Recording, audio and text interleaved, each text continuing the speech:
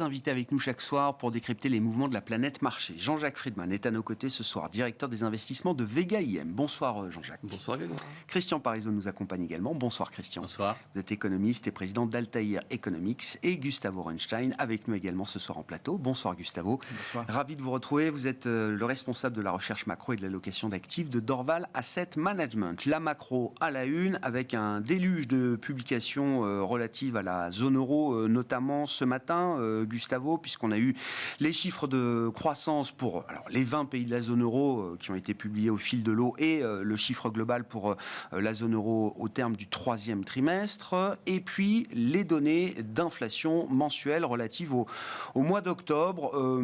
Quels sont les enseignements un peu globaux qu'on retient de ces chiffres? Quelle est la réalité un peu fondamentale qu'on peut mettre en avant derrière ces indicateurs conjoncturels? Est-ce qu'il y a des spécificités locales qu'il faut souligner, des bonnes ou des mauvaises surprises également à mettre en avant? Moi, je commencerai d'abord par parler de l'inflation, parce que ça semble être dans le moment actuel le chiffre me semble le plus marquant et le plus important. Donc il y a effectivement un ralentissement assez fort de l'inflation. Et finalement, alors évidemment, il y a des effets de base. Et regarde-nous, par exemple, sur 6 mois, les mouvements d'inflation corps en 6 mois annualisés. Et là, on est autour de 3% et on va sans doute passer en dessous.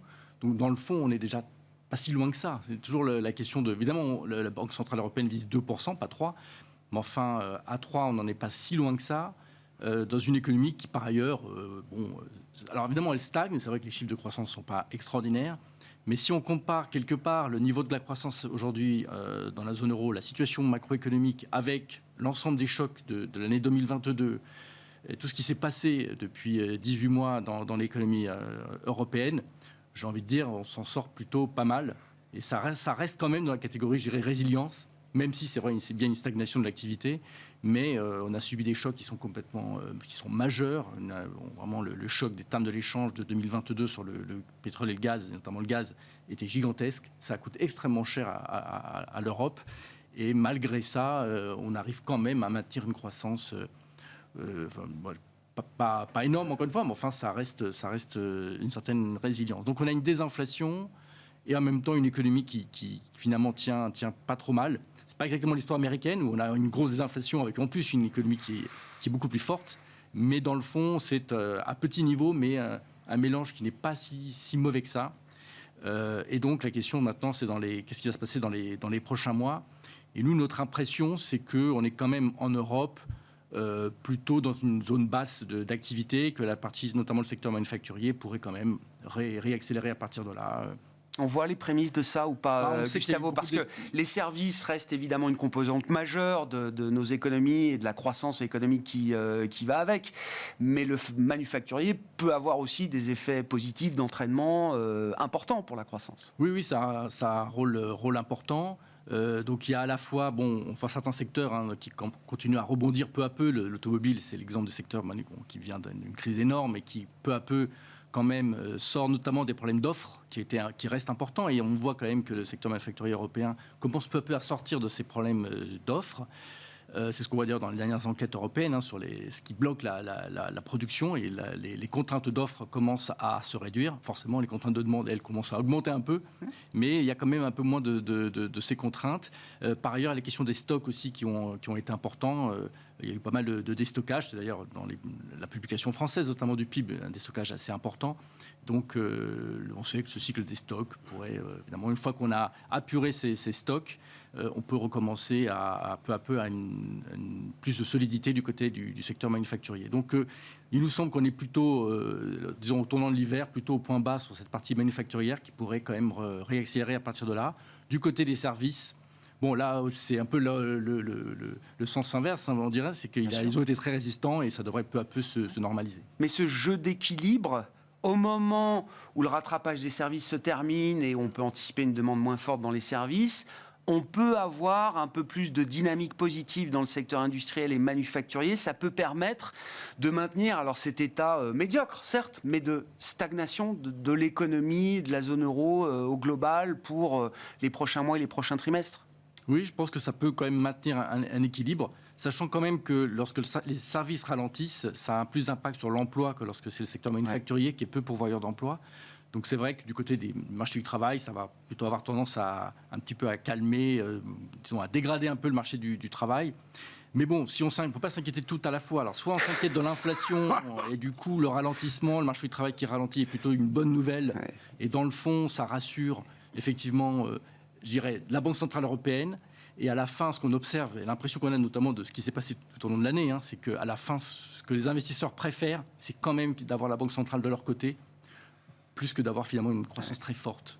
Donc si on a une croissance un peu médiocre, mais une désinflation qui se poursuit, et une banque centrale qui est plus du côté des investisseurs, ce sera marqué du positif. Point de vue des marchés financiers, c'est quand même quelque chose de positif. Bon, mais je retiens quand même cette grande idée macro, en mesurant notamment l'inflation cœur sur des rythmes 3 mois ou 6 mois annualisés, on tourne autour de 3%, ça ne nous a coûté qu'une stagnation économique. Oui, c'est comme ça qu'il faut, avoir en tête en zone euro. En fait, quand on parle beaucoup avec d'autres, notamment avec les gens qui sont en dehors des marchés financiers, quand on parle des prix, ils disent mais non, mais tout ça coûte très cher, ils me parlent des prix. Et je leur dis oui, mais c'est le niveau des prix. Effectivement, le niveau des prix ne baissera pas, il y a peu de chances que ça rebaisse. Ce qui a monté en général, les prix ça monte et ça baisse très peu. C'est même pas souhaitable. C'est pas forcément souhaitable par ailleurs, mais bon, donc l'effet pouvoir d'achat, qui est l'effet désagréable pour les ménages, lui ne disparaît pas, mais l'inflation, qui est donc la variation au fur et à mesure des prix, elle est en train de se normaliser. Bon, les prix reviendront peut-être pas au niveau de prix d'avant Covid. Après, on trouve quand même des segments où les prix peuvent baisser, y compris d'une année sur l'autre. Il y a quand même des segments... Ah bah non mais d'accord, mais les plus volatiles. Tout dépend par rapport à quoi on mesure l'évolution des prix. Si c'est par rapport au prix d'avant Covid, d'accord. Entre-temps, les salaires ont monté, il ne faut pas l'oublier, les salaires ont monté. Le SMIC n'est plus au même niveau qu'il y a un an, donc il y a eu des ajustements. Je pense qu'il y a peut-être un élément quand même qui nous surprend tous, c'est l'écart entre les mesures effectives d'activité et les données d'enquête. Et c'est peut-être ça aussi qui... Mois après mois, trimestre après trimestre. On s'aperçoit qu'on a des enquêtes, alors pour ne pas les citer, PMI, qu'on regarde tous, qui sont beaucoup plus dégradées que ce que nous donnent les chiffres effectifs d'activité. Et puis alors après, de manière moindre, mais on a l'IFO, l'enquête IFO, les enquêtes nationales, qui sont, sans être aussi noires que les PMI, étaient quand même montrait pas une économie très positive et militait plutôt pour une contraction. Moi, je dirais que... Juste petite parenthèse, je me permets, parce que le cas de l'Allemagne est particulièrement intéressant. Alors, il y a peut-être une défaillance statistique en Allemagne qu'on ne trouve pas dans un pays comme la France, où l'Institut statistique est un des meilleurs du monde. Mais quand même, les chiffres allemands, quels qu'ils soient, sont constamment révisés à la hausse. Le deuxième trimestre a été révisé à la hausse ce matin en Allemagne. Le premier trimestre a été révisé à nouveau à la hausse ce matin en Allemagne. Et on parle effectivement d'une première estimation de croissance en Allemagne négative, légèrement, pour le troisième trimestre. Non mais on oublie, je trouve un peu trop, les chiffres révisés qui sont quand même les chiffres les plus fiables dont on dispose dans le temps présent pour avoir une idée de ce qui s'est passé en termes de croissance en Allemagne sur les trimestres. Je parle du deuxième et du premier trimestre de cette année 2023. Je ne remonte pas 30 ans en arrière. Mais on a énormément de problèmes statistiques. Certes. Et ce qui s'explique par ces révisions, parce qu'on a des changements de comportement. Et ça, les statistiques n'aiment pas. Bien sûr. Parce que quand on fait des premières estimations, des préliminaires, on pose sur un échantillon. Et donc forcément, on a quand même une certaine inertie des statistiques. Et donc tout ce qui est correction des variations saisonnières, tout ce qui est tout élément d'estimation des benchmarks et tout ça, fait qu'on ne supporte pas les changements, les ruptures de l'économie. Non, je ne dis pas que c'est facile. Je dis juste attention à regarder quand même de temps en temps ce qui s'est réellement passé, parce que ça peut changer quand même l'analyse et l'histoire qu'on racontait il y a quelques mois ou quelques trimestres. 2022 a été réécrit dans beaucoup de pays. Ben oui. 2022, je sais que les marchés n'ont pas regardé. Au Royaume-Uni. Mais au Royaume-Uni, en Espagne, aux États-Unis, les chiffres de l'emploi aux États-Unis sont monstrueusement révisés depuis sur un an. Donc on a cette incertitude statistique. Mais je voulais juste souligner peut-être un élément intéressant, c'est peut-être pourquoi on a des enquêtes qui sont beaucoup plus dégradées que les données effectives. Ça veut dire aussi les gens qui répondent aux enquêtes, c'est des directeurs des achats, c'est des entreprises, c'est des ressentis. Donc ça veut dire qu'il y a un ressenti quand même qui est beaucoup plus dégradé que ce qu'est la réalité de leur activité, ou en tout cas pris au niveau agrégé, au niveau macroéconomique. Et quand on les interroge sur l'activité, les perspectives, ça s'est nettement dégradé. Donc on voit qu'il y a quand même un élément qu'il faut qu'on fasse très attention, c'est qu'on est quand même très affecté par l'environnement global, par le fait qu'on a un commerce mondial qui se contracte. Et ça, c'est quand même un élément important. On a quand même en Europe de guerre, qu'on le veuille ou non, aux portes du pays. Et ça joue énormément. Alors, je dirais que ça prouve, par contre, qu'il y a peut-être un élément de fragilité qu'il faut vraiment regarder. On est tous focalisés sur le consommateur, ce consommateur qui pourrait un peu moins épargner, notamment en France, où on a un taux d'épargne record. Donc, on se dit, le consommateur pourrait redémarrer, mais est-ce que la faiblesse ne va pas venir plutôt des chefs d'entreprise et sur leur comportement d'investissement? Parce qu'aujourd'hui, ce que semblent nous donner les enquêtes, c'est qu'ils sont très, très noirs sur les perspectives, ils sont très affectés par l'actualité et on sait que s'il y a un élément de faiblesse, ça sera plutôt l'investissement. Donc, on l'a pas vu en France au troisième trimestre. On le voit pas encore. Et voilà, c'est ça. La demande intérieure finale privée a été très solide en France. Consommation et investissement. On a été trop focalisé sur le consommateur, l'impact de l'inflation, mais il faut voir, c'est qu'on est dans un environnement qui se durcit, hausse des taux d'intérêt, incapacité à relever des prix aux consommateurs, parce qu'aujourd'hui c'est plus compliqué quand même de faire passer des hausses de prix avec un consommateur qui quand même est beaucoup plus regardant, et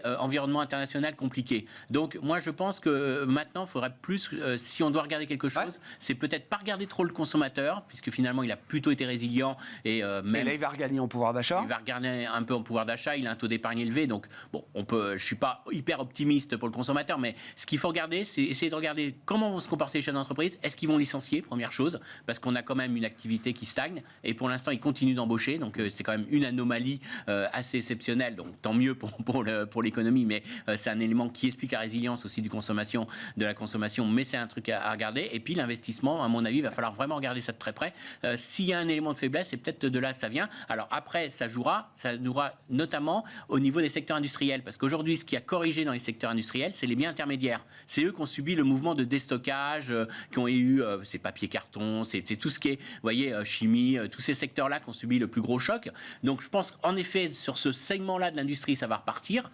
Mais là où on pourrait avoir des signes de faiblesse, c'est plutôt tout ce qui est biens de consommation, mais surtout biens d'investissement. Et c'est là-dessus, sur ce type d'industrie qu'il faut regarder. On a quand même, alors dans certaines enquêtes PMI, des directeurs d'achat qui disent que tout ce qui est secteur à cycle long, donc dans lequel on a des carnets de commandes à très long terme, où c'est donc des biens d'investissement plutôt, et ben on a quand même une vraie changement de comportement depuis quelques mois, et des commandes qui se retournent assez violemment. Donc, encore une fois, si je dois retenir une chose de ces chiffres, c'est plutôt bon, c'est plutôt très bien, mais attention à l'investissement et aux secteurs qui sont très dépendants de l'investissement des entreprises. Sur la question de la statistique, ça ne vous aura pas échappé, j'imagine, Christian, donc c'est l'ONS britannique qui a suspendu ces derniers jours, ou qui avait reporté la publication d'un certain nombre d'indicateurs relatifs au marché du travail. Je lisais que l'enquête travail, qui sert à mesurer notamment le taux de chômage aux États-Unis, le taux de réponse était de 40% avant Covid, il est tombé à moins de 15%. Le taux de réponse des enquêtes devient problématique. Dans certains cas. Ils ont aussi énormément de problèmes sur les types de questions qu'ils posent. Ils ont dû revoir ça parce qu'ils sont aperçus que les gens ne répondaient mal aux questions, ils comprenaient pas la question, pour plus simple. Mais c'est parce la question était peut-être mal posée. Non, mais ça peut arriver. Mais surtout, ils sont aperçus qu'avec post-Covid, les gens ne raisonnaient pas de la même façon. Sujet de fond, ils ne voyaient pas les choses de la même façon. Donc il y a eu pas mal d'éléments aujourd'hui statistiques. Jean-Jacques, au-delà de ces arguties statistiques... Il y a des biais, c'est sûr, parce qu'en plus, un PMI, on raisonne par rapport à ce qui vient de se passer, c'est mieux ou moins bien, donc tout ça est relatif. En plus, il y a une base, finalement, ça peut rejoindre la confiance du consommateur. Si on interroge, si tout le monde se sent un peu plus inquiet, mais qu'il y a beaucoup plus de gens au boulot, etc., collectivement, un indice macro sera meilleur. Alors on ne répond pas par un degré. La réponse PMI, c'est, comme vous dites, c'est une série de questions. Est-ce que c'est mieux? Oui, c'est 100. Est-ce que c'est moins bien?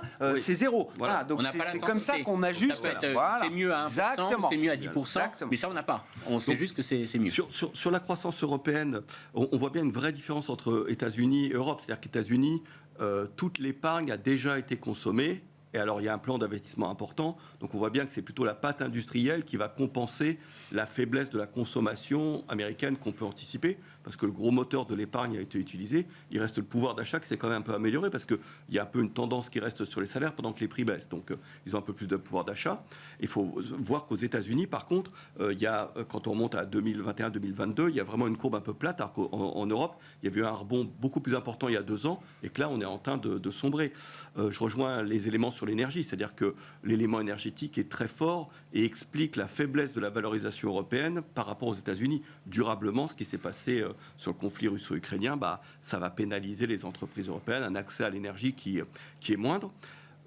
Sur l'inflation, ce que je trouve intéressant, et sur la hausse des taux, puisque finalement les taux ont pris 100 points de base depuis le dernier comité de la Fed, ce qui aurait été inquiétant, c'est que cette hausse des taux survienne, et ça pouvait survenir par exemple l'année prochaine, au moment vraiment où il y aurait eu un ralentissement de l'économie. Et là, on aurait parlé de stagflation, et là, le marché aurait pu flancher beaucoup plus que ce qu'il a flanché là. Donc finalement, je trouve que c'est au moment où l'économie américaine a été assez forte que cette hausse des taux a eu lieu, ce qui veut dire que, pour nous, il y a une partie importante de la correction qui a déjà eu lieu grâce à ça. Donc c'est peut-être l'élément important quand même. Donc c'est pour nous la question du timing est importante. De voir les taux longs réels augmenter fortement à ce moment-là du cycle de la croissance américaine, c'est plutôt le meilleur timing possible. C'est le meilleur timing, oui. Ça mérite, c'est une correction d'une dizaine de pourcents qui pouvait être attendue quand même, parce qu'il y avait un changement de psychologie sur les marchés, donc ça pouvait être attendu, mais c'est survenu à un moment donné où au moins ne se pose pas la question de la stagflation. Et en plus, ce qui plaît bien aux économistes, parce que finalement, d'anticiper une baisse forte de l'inflation jusqu'à un niveau de 4% autour, ça, le marché le savait. Ensuite, c'était extrêmement incertain. Et on voit que des effets de second tour, finalement, se diluent un peu. Donc, on verra peut-être les chiffres de l'emploi. Mais de toute façon, la question, le scénario, c'était d'abord revenir sur les obligations. Et c'est ce qui nous semble possiblement le cas. C'est ce qu'on est en train de faire. Et après, peut-être que dans un second temps, alors est-ce que c'était par un transfert des actions vers les obliges, les actions n'auraient pas aimé, ou est-ce qu'il peut y avoir un scénario rose où ce mouvement sur les obligations, avec une croissance qui tient, bénéficie tout de suite aux actions? C'est un peu la question. Mais je dirais que je vois plutôt un premier pas où les investisseurs reviendront plutôt vers l'obligataire. Les flux, depuis des mois, vont dans ce sens-là. Et d'ailleurs, je note que le 10 ans américain à 5% et plus, donc c'était il y a une semaine maintenant, ça a été assez bref. Oui, c'était assez bref, oui. Donc après, on peut toujours prendre le verre à moitié vide, à moitié plein. C'est-à-dire qu'il y a eu des chiffres plus importants du point de vue de la croissance, au T3 qui était inattendu. Et ça n'a pas permis ce franchissement. Donc, on en parlait un peu. Ça va être plutôt le programme, finalement, d'émissions sur le marché qui va peut-être donner quelques indications pour les jours et les semaines à venir. Bon, si on en vient effectivement à dire un mot des banques centrales, au global, Gustavo, Fed, BCE, ça y est, la pause est entamée. Elle semble, acquise à ce stade, ou est-ce qu'on est en droit encore de se poser des questions? Je pense qu'elle est acquise pour la Banque Centrale Européenne, étant donné ce qu'on s'est dit sur la conjoncture européenne. Alors, s'il reste un point d'interrogation, c'est plus du côté de la Fed? Oui, la Fed peut éventuellement, alors bon, personne n'attend rien demain, mais peut toujours, d'ici la fin de l'année, il y avait une possibilité d'augmenter encore une fois les taux, mais grosso modo, une hausse ou pas ça ne changera pas grand-chose à ce stade. Enfin, pour les porteurs obligataires, c'est une autre question, à court terme en tout cas, mais ça, je ne pense pas que ça changera énormément. De toute façon, c'est toute la question des marchés et de la macroéconomie. 2022, les résultats des boîtes étaient extraordinaires, le marché baisse. Cette année, c'est pile l'inverse. Enfin, c'est compliqué. La relation entre les marchés et l'économie américaine est forte et le marché baisse et il y a une énorme nervosité. Et ça vient, je pense, d'un positionnement erroné en début d'année des investisseurs qui étaient extrêmement pessimistes, croyaient à une récession. Et en fait, voulaient une récession. C'est même pas qu'ils y croyaient, c'est qu'ils voulaient la récession parce que c'était la solution claire et simple qu'on a appris dans les manuels d'économie à l'inflation. J'ai l'inflation, j'ai la récession, l'inflation s'arrête et hop, ça repart. On a tous appris ça. C'est nouveau cycle. Hop, ça c'est facile. Et puis c'est parce qu'on a eu, on a eu ce scénario qui était quelque part désagréable d'une résilience et puis du coup, il n'y a pas de conclusion. C'est ça la question. Où est-ce qu'on en est du cycle? Est-ce qu'on est en fin de cycle? Est-ce qu'on a déjà entamé un nouveau cycle, je sais pas, du point de vue manufacturier ou industriel? C'est très difficile. On vient, encore une fois, et c'est vrai que c'est toujours le point de départ, on vient de 2020, d'une fermeture de l'économie mondiale, une réouverture, ça a tout un impact sur les chaînes de valeur, les cycles. Il y a eu énormément de restockage. On est passé du juste à temps au juste au cas où, ce que disent les Américains. Donc il y a eu beaucoup de commandes, des commandes ont explosé. Et puis tout ça se recalme maintenant que quelque part ça va mieux et du coup ça provoque des rechutes. Il y a eu des soutiens énormes à l'économie, on l'a déjà dit plein de fois, budgétaires. Donc tout ça crée énormément de difficultés à vraiment distinguer un vrai cycle de simplement d'une série de chocs du bruit. Tout le bruit qu'a subi l'économie, et je ne parle même pas de 2022, évidemment, et des guerres, etc., etc. Donc tout ça est un monde un peu compliqué, et c'est difficile de distinguer ce qui serait un cycle profond de simplement les zigzags de ces différents chocs. On a l'impression quand même que le côté offre, d'ailleurs c'est ça quelque part ce qui s'est passé aux États-Unis, c'est un contre-choc d'offres qui a été positif cette fois-ci, le retour des travailleurs, le retour des chaînes d'approvisionnement, de nouveau un fonctionnement normal, et tout ça améliore le marché du travail. Ça a permis de faire baisser l'inflation sans baisse de la demande, c'est un choc d'offres positif, mais ça n'a pas, c'est ça que je crois que ça n'a pas bénéficié au marché quelque part. Il y a une énorme nervosité, et à part les fameux 7 magnifiques, le reste c'est quand même plutôt nulle part en termes de marché. Ça prouve bien qu'il y a un malaise, et ce malaise ne vient pas de l'économie, mais il vient du positionnement des investisseurs, beaucoup trop pessimistes, qui sont en train de corriger. Mais aujourd'hui, le fameux higher for longer, il nous semble, enfin c'est un débat, mais il nous semble, nous, que ça y est, c'est dans les prix, c'est dans les esprits des investisseurs. Et donc, qu'est-ce qu'on fait maintenant ? Effectivement, maintenant, revenir sur les obligations, nous qui en avons été chez Dorval absents très très longtemps, on commence à revenir sur les obligations, sur les taux longs, dans une perspective de portefeuille plus balancée. Pour le portage, quoi. Et pour la protection que ça peut offrir. Et pour la protection. D'accord, pour les deux. Oui, je voulais juste... Christian, tu veux bien qu'on migre vers le Japon. Oui, alors juste rapidement pour finir, il y a un point aussi qui est très important, je pense que c'est l'inflation. C'est-à-dire que les marchés... Non, pourquoi je dis que c'est important ? Parce que les marchés ont vu tout au long du premier semestre des entreprises qui ont sorti des très bons résultats, mais n'oubliez pas que les entreprises raisonnent avec l'inflation. Que vous aviez certaines entreprises qui annonçaient des carnets de commandes qui étaient en croissance, mais avec des effets volumes négatifs. C'est-à-dire que, je vous prends l'exemple des Pepsi, des Coca-Cola, ils ont une baisse de leur vente en volume, mais comme ils ont monté les prix de 10, 11%, 12%, ils ont une hausse de leur chiffre d'affaires assez importante. Avec des taux de marge maintenus, ça faisait progresser les EPS. Et donc, on a été protégé au niveau des marchés actions, je parle en termes de valorisation, et c'était la bonne surprise en quelque part dans les publications des entreprises du premier semestre, par cette inflation. Maintenant, il faut intégrer la désinflation. Et là, elle est plutôt brutale. Et c'est la conséquence qu'on voit. C'est quoi les exemples ? Parce que moi j'ai vu, alors Coca, je crois que le mix prix, ça doit être du plus 8, plus 9. Les volumes sont en hausse de 2%. McDo a l'air de nous dire que ça tient pas. Coca est en baisse de moins 0,5 en volume total. Pepsi est à moins 2,5 en volume. Moi, j'avais vu une progression après, des ça volumes. dépend sur quoi, mais sur la partie boisson non, ou sur la partie... moi je parle de Total. D'accord. J'ai vu des baisses de volume quand même dans les grands groupes de staples très limitées. Très limitées. On commence à voir dans l'industrie et d'avoir des réactions quand même aujourd'hui dans des guidances un peu plus... alors, première chose, regardez, si vous prenez le consensus des analystes, pour la première fois, ils commencent à baisser leurs projections de chiffre d'affaires. À horizon 1 an. C'est-à-dire qu'on a le consensus qui commence à s'ajuster sur le chiffre d'affaires. Je ne parle pas des EPS, mais je parle juste du chiffre d'affaires. Nominal. Donc on commence à intégrer le fait qu'on va passer, comme on a une inflation qui est passée de 8% à 5 et maintenant qui passe à 3, ça veut dire que mécaniquement, on aura un chiffre d'affaires qui va progresser beaucoup moins rapidement. Et derrière, toute la question, c'est est-ce que ce mouvement de désinflation va coûter très cher en termes de marge ? Parce qu'on a vu que les entreprises, alors pas toutes, mais certaines avaient même amélioré leur marge, donc elles avaient pu retransmettre plus que leur hausse de coût aux consommateurs. Est-ce que cette surmarge qu'ils en ont profité, elle ne va pas disparaître ? Et donc dans ce cas-là, on aura le double effet, effet désinflationniste, hausse des coûts de production et pincement de marge. Donc moi je pense qu'il y a un vrai environnement, même sans être dramatique sur la croissance, il y a une vraie détérioration de l'environnement économique pour la bourse, pour les résultats des entreprises. Alors si on rajoute en plus la hausse des frais financiers, l'impact des hausses des taux, c'est un élément encore plus négatif. Tiens, justement sur la partie un peu micro, comment vous regardez les choses ? Alors globalement, Jean-Jacques, mais est-ce qu'il y a des secteurs par rapport à d'autres où vous vous sentez beaucoup plus à l'aise aujourd'hui, après, je sais pas, les de-rating qu'on a pu observer, et puis les résultats publiés qui viennent peut-être réajuster un petit peu la valeur de ces entreprises. C'est vrai que je vois les gérants actions, avant la publication, ils n'osent pas tellement acheter, quoi.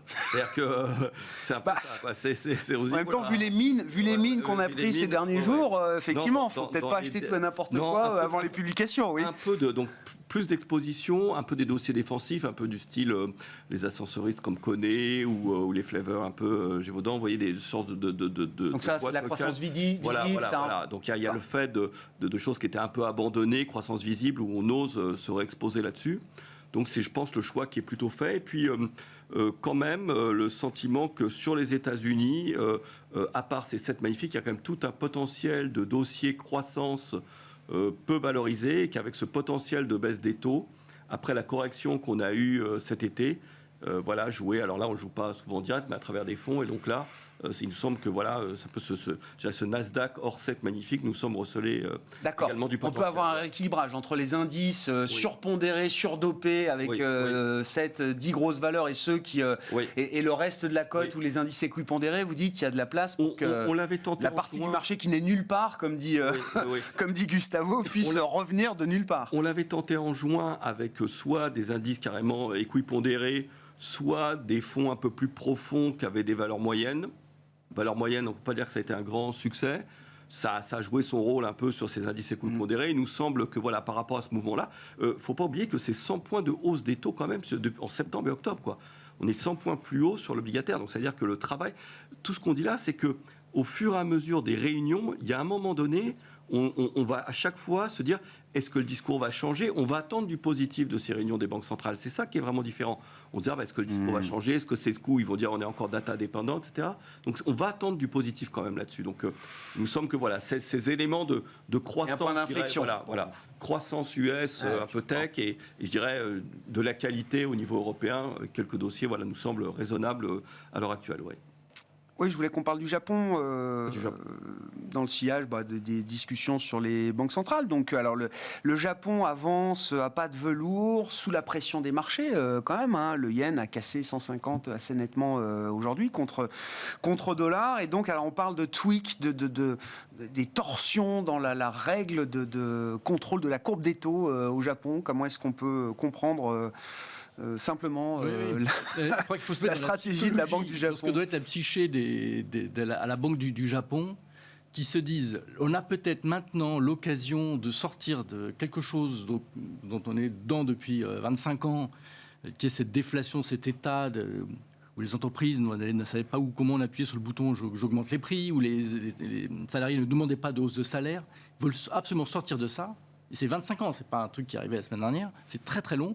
Et là, ils sentent que c'est possible, mais ils ne veulent pas se tromper, parce que l'erreur peut être chère. Il y a tellement de souvenirs on commence à s'en sortir, puis on augmente la sales tax et tout se casse la figure. On commence à s'en sortir, on remonte les taux d'intérêt et tout ça. Bon. Donc, ils essaient d'être une patience extraordinaire. Tant pis pour le yen.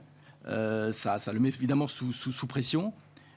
Mais je crois qu'il faut bien comprendre leur point de départ, c'est quand même, je crois que tous les économistes, et notamment américains, doivent écrire des papiers, Krugman en tête depuis 25 ans, pour dire tout le mal qu'ils pensent de ce qu'ont fait les Japonais. Donc ils ne veulent pas qu'on leur reproche de nouveau d'avoir loupé le coche. Et donc ils sont extrêmement, extrêmement prudents. Bon, par ailleurs, c'est vrai que c'est une dette publique très importante, qui ne semble pas avoir des masses de problèmes manifestement à maintenir à des taux bas, comme quoi quand une banque centrale le veut, elle le peut. Ça crée quand même un très gros marché. Ils ne veulent pas non plus créer de la volatilité excessive. Pour l'instant, c'est le taux de change qui absorbe. Ouais. C'est d'ailleurs son job principal sur les marchés financiers, absorber. Et donc, c'est ce qu'il fait. Je crois que de toute façon, c'est la direction. Le Japon va effectivement sortir du yield curve control tout doucement, sortir des taux négatifs tout doucement. Mais c'est bien ça qui est devant nous.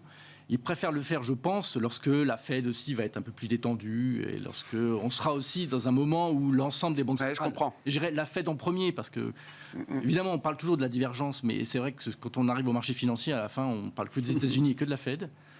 Donc, qu'est-ce qu'elle va faire, elle ? Et à partir du moment où elle rentre dans une phase où elle va effectivement commencer à baisser les taux, ou en tout cas être plus du côté des investisseurs, la Banque du Japon aussi va se sentir un peu plus à l'aise. Ça, c'est le programme peut-être quelque part en 2024. Mais la complexité, mais justement pour rebondir aussi sur cette question des résultats, des profits et de l'inflation, c'est qu'effectivement, le scénario qui est décrit, c'est un scénario de pincement probablement des marges, de ralentissement nominal, mais de ralentissement de l'inflation. Et donc de baisse des taux. Et les marchés financiers, qui sont le mélange des deux, auront un comportement qui n'est pas évident à prévoir. Il est tout à fait possible que malgré peut-être une stagnation des résultats, on ait quand même des marchés boursiers qui se tiennent bien, parce que le fait que l'inflation ralentisse et revienne peu à peu dans son lit, on va dire, ça permet quand même d'augmenter la visibilité, ça rassure beaucoup les investisseurs. Ça évite jouer un re-rating, ça peut être du re-rating. Donc, il n'est pas évident qu'au final, ce soit si mauvais que ça. Je crois d'ailleurs que le ralentissement reste toujours finalement le scénario désiré. On préférerait que ça ralentisse. Si demain, l'économie américaine se met à réaccélérer fortement, je ne pense pas que les marchés actions... c'est ça. Oui, puis comme vous dites, il y a une partie du marché qui est complètement sous l'eau, pricée déjà pour des choses très très désagréables et très très noires, toujours. Hein. Les small caps, ça a été évoqué, c'est un truc... c'est un gouffre. C'est un gouffre énorme, et du coup, c'est vrai qu'on regarde ça et on se dit, c'est quand même... On peut faire remonter ça, on n'a pas besoin d'une croissance très forte, au contraire, il vaut mieux plutôt que ça se calme.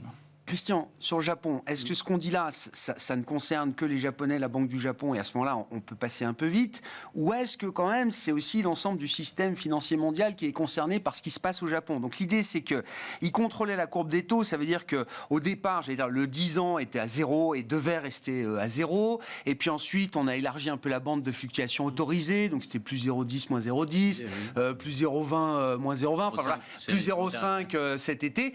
Et maintenant, on avait fixé 1% comme étant le plafond, le cap à défendre pour la Banque du Japon. Et visiblement, ce 1% sur le 10 ans japonais, ça n'est plus qu'un point de référence dans le nouveau langage et dans la nouvelle communication de la Banque du Japon.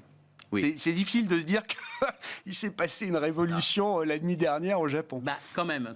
Alors, c'est important quand même, c'est à surveiller, parce qu'il faut bien comprendre, c'est que en injectant des liquidités en yens, ça joue sur l'ensemble des marchés obligataires dans le monde.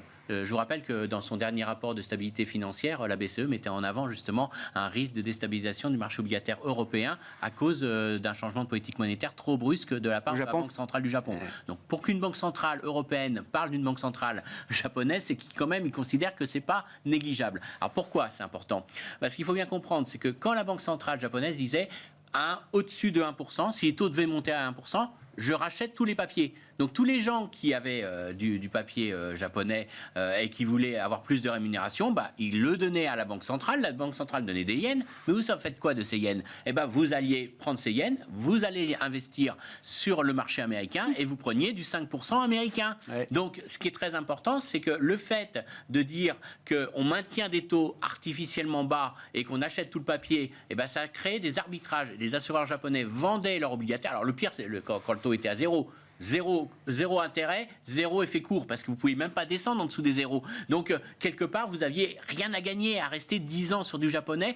Donc, vous aviez tout intérêt à vendre votre obligation pour aller sur des taux américains. C'est un marché mort. À un moment, on ne traitait même plus, je me souviens, il y avait des jours et des séries de jours consécutifs sur lesquels on ne traitait plus sur ce marché des JGB qui se traitent, enfin, qui pèsent des trillions et des trillions de yens. La variable, c'est le yen. Puisque finalement, comme vous prenez votre épargne nationale, vous la mettez sur un marché extérieur, ça déprécie le yen, ce qui est une bonne nouvelle pour ceux qui ont investi dans l'obligataire américain, parce que quand ils rapatrient, ils ont en plus un yen qui s'est affaibli. Donc, c'est pas négligeable, parce qu'à partir du moment où, on va dire, je redonne du rendement à des taux domestiques, ça veut dire que des assureurs, par exemple japonais, vont faire chemin inverse. Alors, peut-être pas faire chemin inverse, parce qu'il y a quand même un écart de taux qui est intéressant, mais ils seront moins incités à aller chercher du rendement aux États-Unis, où ils le feront beaucoup moins. Ils chercheront du rendement au niveau national. Bon, et encore une fois, les taux réels sont négatifs encore. Donc, c'est pas la panacée. Même à 1%, ils sont encore très loin. Mais ils seront moins incités à aller chercher du rendement extérieur. Donc, ça met moins de pression sur le yen. Alors, c'est pas le cas à très court terme, mais ça met moins de pression sur le yen. Et donc, ça laisse finalement, ça met des flux beaucoup moins sur l'obligataire. Donc, toute chose égale par ailleurs, parce qu'il y a plein d'autres choses qui peuvent jouer, mais ça fait plutôt remonter les taux d'intérêt américains, européens, et ça joue énormément sur les flux d'épargne du Japon. Mais il faut bien comprendre, c'est que les injections de la Banque centrale du Japon a énormément nourri la faiblesse des taux au niveau mondial. On a beaucoup parlé de ce qu'ont fait la Banque centrale européenne, la Banque centrale américaine, mais aujourd'hui, ces deux banques centrales reprennent la liquidité et on a peut-être une Banque centrale du Japon qui va moins en injecter par rapport à une demande moins forte des Japonais. Donc ça joue énormément. Si on est en pure logique, liquidité et purement logique sur le marché obligataire, ça peut jouer énormément sur le niveau des taux. Est-ce que ça va avoir un impact sur la dynamique du marché action japonais, Gustavo, qui a été un des très très bons marchés de l'année en devise locale, bien sûr. Les investisseurs globaux ont l'habitude de se couvrir quand ils vont sur le marché japonais. Oui, en fait, la réponse est dans la question. C'est-à-dire qu'effectivement, il y a l'effet du yen qui est très favorable à un certain nombre d'entreprises. Mais il n'y a pas que ça, parce que l'économie domestique japonaise a fait quand même mieux. Il y a une amélioration interne, en plus de simplement l'effet de change qui a été plutôt favorable pour les profits en yen. Si on parle de hausse de salaire, si on parle de encore une fois, on sort de la déflation. Quelque chose de nouveau. L'idée, c'est que contrairement aux autres pays qui veulent faire revenir l'inflation. Alors d'ailleurs, juste, les autres pays veulent pas faire. L'Europe, par exemple, ne veut pas faire revenir l'inflation à là où elle était avant, parce qu'avant, elle était trop basse. Ah bah oui. Et oui. Ah bah non. Donc alors c'est une tâche compliquée. C'est-à-dire qu'il faut la faire baisser, mais pas trop, parce que si on la fait trop baisser, on repart sur la décennie où elle était déjà trop basse, et on veut pas. Non. Donc, alors le Japon, c'est un problème différent, parce qu'elles veulent qu'elle reste plus élevée. Ouais. Donc, alors ils sont en train de réussir. L'inflation effectivement accélère.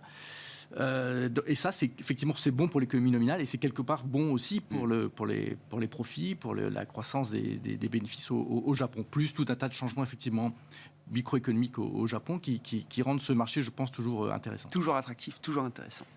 Bon, sur la logique d'investissement, alors on a déjà expliqué avec vous, effectivement, il y a peut-être de l'intérêt à retrouver pour certains segments de croissance visibles, effectivement, à la faveur peut-être de discours de banque centrale moins agressifs, ce qu'on a déjà constaté. En dehors des États-Unis, il y a des choses à faire aussi ou pas, Jean-Jacques? Sur le Japon, déjà par exemple, c'est beaucoup d'investisseurs traditionnellement étaient couverts contre le risque de change, prenaient des parts hedgées. Donc là, l'idée quand même, c'est de les déhedger à ce niveau de yen. Et je suis d'accord, c'est un élément qui ne va pas en faveur. Il y a quelque chose qui aidait à coiffer un peu les taux. Et c'est une hypothèque qui aujourd'hui est levée, quelque chose qui est élevé. Donc ce n'est pas quelque chose qui est favorable au marché en lui-même. La progression du marché japonais a été très liée à la faiblesse du yen. Donc là, on a l'impression qu'on essaiera de ne pas tout détricoter. Peut-être que ce sera dans un marché en plus qui passerait un peu risk-on, une baisse du dollar, et peut-être qu'on gagnera un peu sur l'appréciation potentielle du yen, même par rapport à des investissements européens. Donc il faut revenir, je pense, exposer à ce moment-là. Donc l'idée, c'est d'oser d'abord revenir, je pense, sur les taux d'intérêt. Ouais, ce que vous disiez. Si on avait été confiant sur le dollar, on aurait pu jouer le marché dollar, mais je pense que quand on se rapproche des 1,03, 1,04 sur le dollar, il n'y a pas grand-chose à gagner. C'était lié à un marché risk-off. Et on voit qu'il peut repartir plutôt dans le sens d'un 8, 10. Donc on joue plutôt sur le marché européen, de la dette européenne. Et puis jouer dans ce contexte les dossiers de croissance, que ce soit sur les dossiers européens ou les dossiers américains.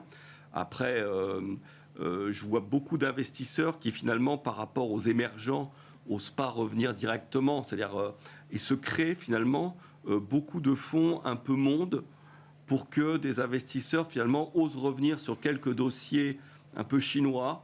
Ils n'osent pas acheter la dette chinoise ou les commodities en direct.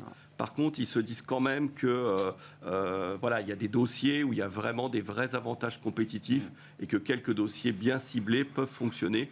Donc, je vois beaucoup de choses se créer dans ce domaine-là, et donc des dossiers qu'on croit complètement perdus sur les émergents pour des notions de gouvernance notamment, peuvent revenir un peu. Donc c'est peut-être aussi sur lequel on mettra un petit doigt éventuellement dans quelques mois. Ouais, c'est quand même l'idée qu'il y a un appétit pour le risque qui peut se reconstruire là. Oui.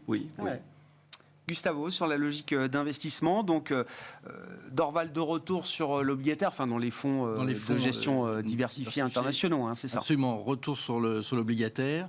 Ravi d'entendre parler de l'équipondération, parce que ça fait partie des choses qu'on pousse, notamment justement dans nos fonds internationaux, l'équipondération. Et effectivement, vu les mines dont vous parliez, on est très, très content d'être équipondéré et très, très, très éparpillé dans plein de dossiers, parce que de temps en temps, c'est vrai que ça peut faire très mal.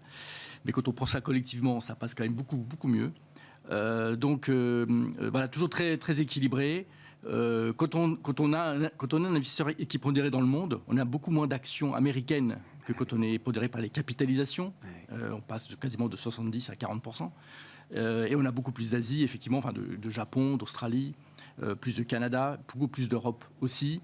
Et on se sent quand même plus à l'aise avec un portefeuille plus équilibré, qui désormais intègre aussi effectivement commence à intégrer des obligations américaines.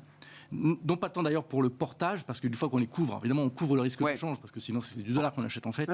Le portage, on est quand même pas mal réduit. La parité des taux d'intérêt fait que bon, il n'y a pas de free lunch. En revanche, ça nous semble être, ça commence à devenir une couverture, il y a un peu d'asymétrie, une protection. Si le ralentissement devient un ralentissement beaucoup plus fort, s'il y a un choc de crédit, si quoi que ce soit arrive, c'est de nouveau une asymétrie plus favorable qu'il y a encore quelques mois où le repricing n'avait pas eu lieu. Il nous semble encore une fois, comme je le disais au départ, que le repricing, grosso modo, et je ne parle pas à 25 points de base près, mais grosso modo est fait. Bon, donc une logique de construction de portefeuille effectivement un peu différente avec ce retour. On sort du cash equity pour revenir un peu plus sur les obligations. Un mot là-dessus, Christian, action ou taux? Alors déjà, taux long, forcément. C'est-à-dire qu'on sort du monétaire pour aller sur les obligations. Il ne faut pas tomber amoureux du cash, là? Non, mais je pense que le monétaire n'a plus grand-chose à gagner parce que de toute façon, quoi qu'on pense, à terme, les banquiers centraux vont baisser les taux. Le prochain mouvement, ce ne sera pas pour tout de suite.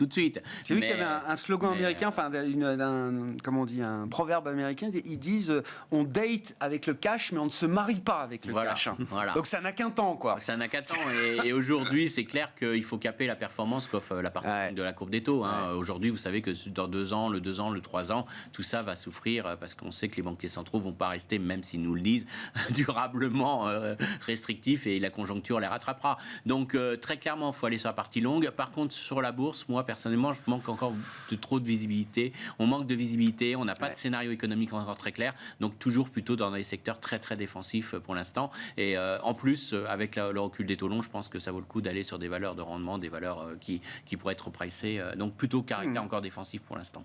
Merci beaucoup à vous trois d'avoir été les invités de Planète Marché ce soir. Christian Parizeau, Altair Economics, Gustavo Orenstein, Dorval Asset Management et Jean-Jacques Friedman, Vega IM.